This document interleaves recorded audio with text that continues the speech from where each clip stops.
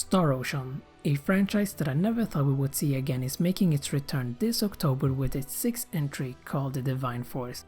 I've been excited about the return of Star Ocean, and just recently I've been playing the demo of The Divine Force, which I'm going to share my thoughts on.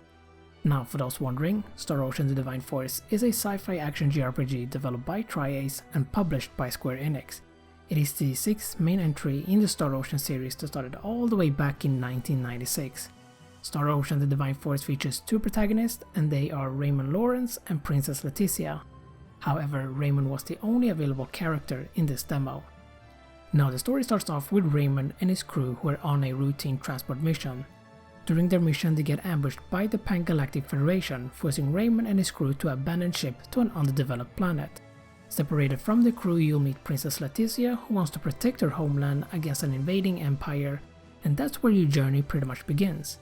Now there's not really much to say regarding the story as it only contains the first hour or two of the story, but for what I played it was alright and it felt like a start of your typical Star Ocean game.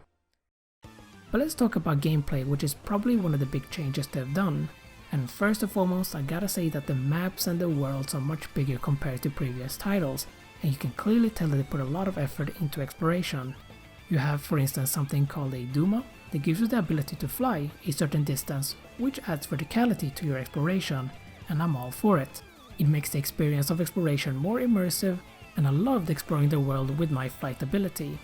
Now there are a lot of things to discover. Besides treasure boxes, you can also find skill points to upgrade your Duma, and you also have a handy scan ability to find those hidden treasure boxes. As for this demo, there was only one world available, and I really hope that we get to explore more worlds in the full version. While we're on the topic of gameplay, let's talk about one of my favorite things about the Star Ocean franchise, which is the combat system. In this game, the battles are done directly on the field, and all you have to do is engage with the enemies in order to start a battle. You transition into combat seamlessly, just like in the previous title, and I really like that. Having a seamless transition adds a lot of immersion, in particular when it comes to JRPGs where it is common to have some sort of a disconnect between exploration and combat. Now what's interesting about this battle system is that you have to spend ability points in order to perform attacks. You have a certain amount of ability points to spend, but you will regain them quite quickly, and there are also ways to increase the cap by performing specific actions. Each button can hold up to 3 attacks, which you can assign for yourself in order to create your own combos.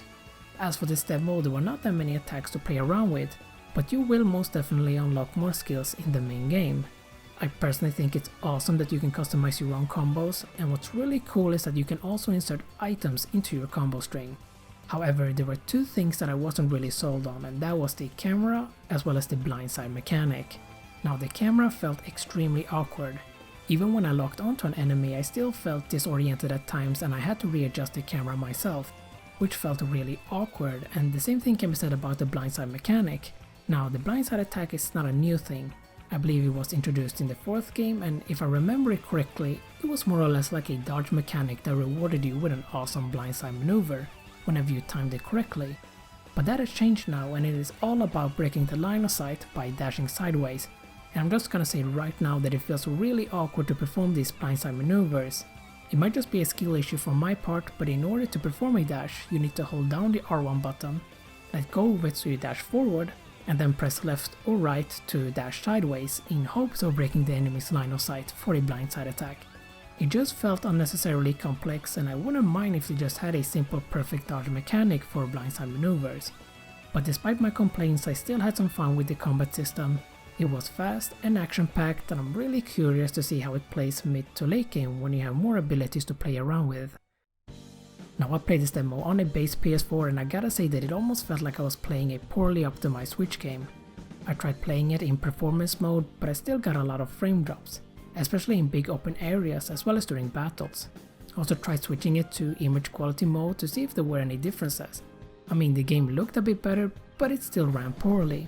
Now I don't own a PS5, and I'm planning on playing this game on PC, but the thing is that the demo was not available on Steam, hence why I was playing it on PS4. Now it's really hard to say whether the game is going to be good just based on a demo, but for what I played I still had fun and I was immersed throughout the demo. I really hope this game does well. I've seen reports about Tri-Ace struggling financially since the shutdown of their mobile game, and I feel like this game might potentially be their last Star Ocean game if it doesn't succeed. hopefully it doesn't come to that. Anyways, let me know your guys' thoughts on Star Ocean: The Divine Force in the comment section, and subscribe if you're interested in JRPG related stuff. More videos are coming, so take care, and I'll hopefully see you guys next time.